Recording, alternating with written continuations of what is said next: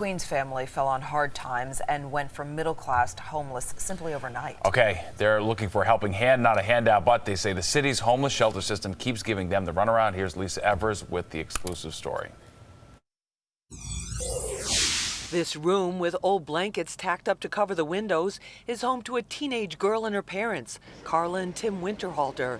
They say it's at the Corona Family Shelter, and the city pays $3,587.65 a month to house them there, more than double what it would cost them to get their own apartment in a nice neighborhood. It's absurd. Over $3,000 a month for a room like that. I could be living on Center Boulevard in Long Island City. I could be in Astoria. Winterhalter has been a union iron worker for 20 years, but when his wife's employer went out of business last September, they couldn't afford their rent and landed in the shelter system, depending on public assistance for the first time in their lives.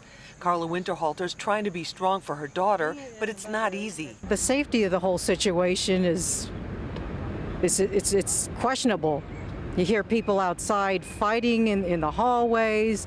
You hear people swearing and carrying on, the drugs, the prostitution that's going on. The family of three all sleep and live in one room, which has a small kitchen area and bathroom. Winterhalter says the Department of Homeless Services offered them apartments in tough neighborhoods, which he declined out of fear for his daughter's safety. When he finds a place, he says the red tape of the rental assistance program takes too long. We found one over in Briarwood. It's a nice area, okay?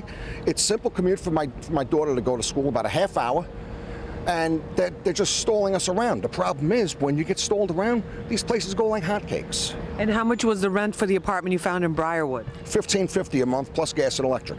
The Winterhalters continue to cling to the hope that they'll be back in their own apartments soon. But for that to happen, they need about $5,000 to cover agents' fees and security deposits in order to get that new start.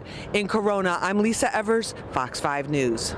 Well, in a statement, DHS said tonight that they, quote, do not issue bills for rooms, and the resources that we allocate include shelter, social services, and housing assistance.